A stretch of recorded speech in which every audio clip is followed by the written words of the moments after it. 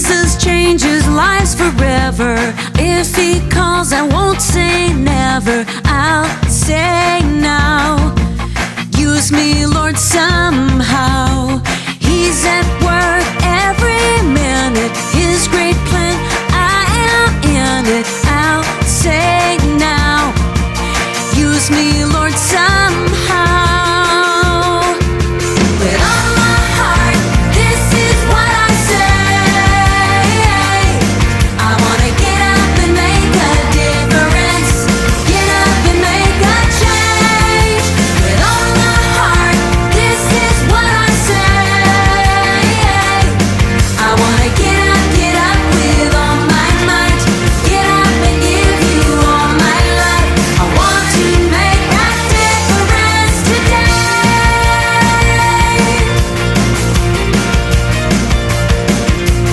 Jesus changes lives forever. If he calls, I won't say never. I'll say now. Use me, Lord, somehow.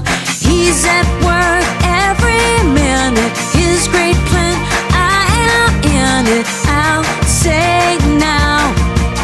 Use me, Lord, somehow. With all my heart, this is what I say.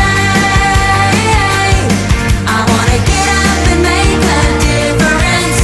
Get up and make a change. With all my heart, this is what I say.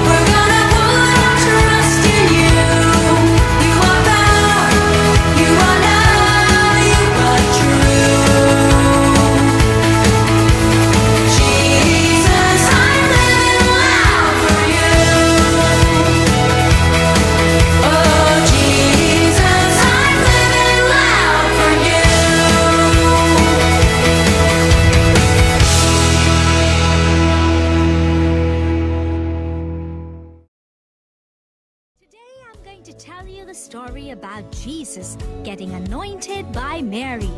So, are you children ready for it? Oh, yes, we are. Jesus was sent to earth by God, his Father, for a specific reason. He was sent to the earth to help people to connect with God. The end of this plan led to Jesus taking the cross for the sins of the people. He tried over and over to tell his disciples that he was going to die, but they failed to understand his message. Now, the end of his time on earth was coming near, and it was very important for them to understand quickly. Jesus knew that his ministry on earth is going to get over soon enough. He tried telling his disciples about what was coming, but they never really understood. One night, Jesus and his disciples were having dinner at Mary's house with her sister Martha and Lazarus. Martha served dinner, and while they were eating, Mary brought a jar of very expensive perfume. She went up to Jesus and slowly poured the perfume on his feet and wiped them dry using her own hair. The sweet fragrance of the perfume filled up the entire house. Jesus' disciples watched Mary doing this. Some of them got very upset. Judas Iscariot said, "What a waste of money. This expensive perfume could have been sold for a lot of money, and that money could have been used to help the poor." Judas did not really care about the poor. He was in charge of the disciples' money, and he often stole from their funds for his own use. Jesus had an answer for Judas's concern. He said, "Don't stop her from doing such a good thing for me. You will always have poor people around you, but I will not be here much longer. She has poured this perfume on me to prepare my body for burial. I promise that whenever my stories are told throughout the world, this woman's deeds will be mentioned." Gumbo, you've been keeping very quiet today. Did you not like the story? Oh, yes, I did, Holy. The Holy Tales. Today's story is about Jesus facing trial and how Peter denied him exactly as Jesus had said. What? Peter denied Jesus? How could that happen? Let's listen to the story and find out.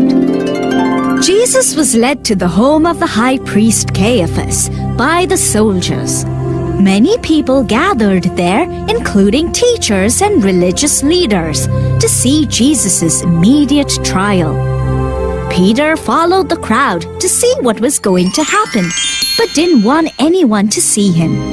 So he went inside and sat with the guards. Meanwhile, on the other side, powerful priests and the high council were running around to find witnesses to testify against Jesus and would tell lies about him so that they could justify having him put to death. They found quite a few who would lie, but they couldn't find a testimony that would cause Jesus' death penalty. Finally, the priests found two men who said, "We heard this man declare that he could destroy the temple and then rebuild it in 3 days without using human hands." The high priest turned to Jesus and said, "What do you have to say for yourself? Are you going to answer these charges?" But Jesus remained silent. This angered the high priest. He demanded, "I insist that you tell us whether you are the Messiah, the Son of the living God." "I am."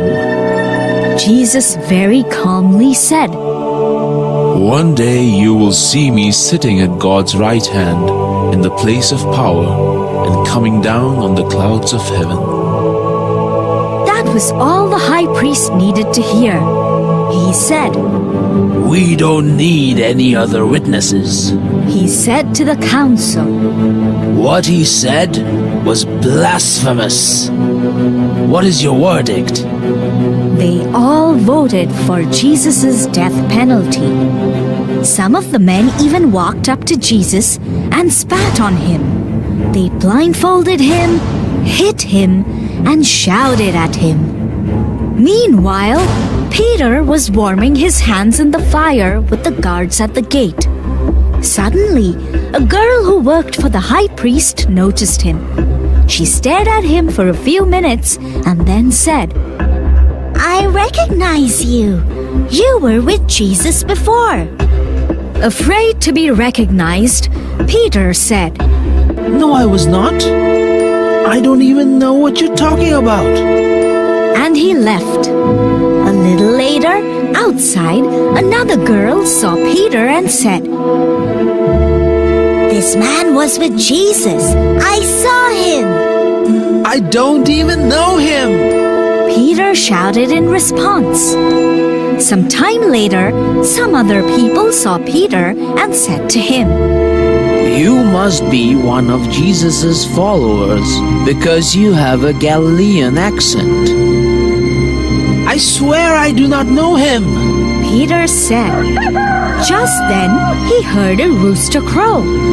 Peter remembered that a few days earlier, when he was saying that he will always stand strong with Jesus, Jesus had said that Peter would deny him 3 times before the rooster crowed. Peter ran away crying, harder than he had ever had. To watch more videos, please subscribe. The Holy Tales. Today I'm going to tell you a story about how Peter escaped from the prison. Whoa! That sounds adventurous. Come on, Holy, go on with the story. Soon after Saul was converted, King Herod Agrippa picked up where Saul had left the job of persecuting the believers. When he killed James, he saw how happy the religious leaders were. So he got Peter arrested to please them. Peter was put in prison, which was guarded by 4 squads of guards. Each squad had 4 guards, which made 16 guards assigned to Peter. Herod had planned to bring Peter to trial after the Passover celebration. As soon as the believers heard that Peter was in prison, they started praying earnestly for his protection and freedom. The night before Peter's trial, Peter was asleep chained between 2 guards, and the other guards were standing in front of the prison. Suddenly, a bright light filled the cell, and an angel stood near Peter. The angel woke Peter up and said, Get up.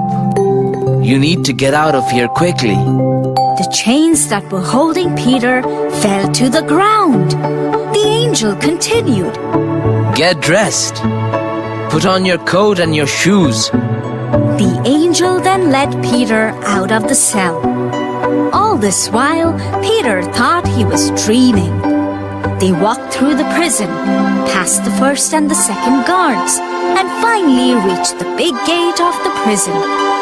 The gate swung open on its own, and they walked right out. No guards stopped them or asked them any questions. They started walking down the street when the angel suddenly disappeared. It was then that Peter realized that God had set him free from prison. He hurried back to the house where he knew the other believers were gathered, praying for him. He knocked on the door, and a servant girl named Rhoda answered. She recognized Peter's voice and was so happy that she forgot to open the door. She ran to the room to tell everyone that Peter had come back. She cried, Peter is at the door. It's Peter. The believers were shocked. They did not believe her. They said, You're crazy. It must be his angel, which means he is dead. Peter kept knocking on the door, calling out to them. Finally, someone led him inside. Peter told the believers everything that happened in the cell and how God sent an angel for his escape. Next morning, when Herod found out about Peter escaping from the prison, he sentenced the guards to death. Peter must have had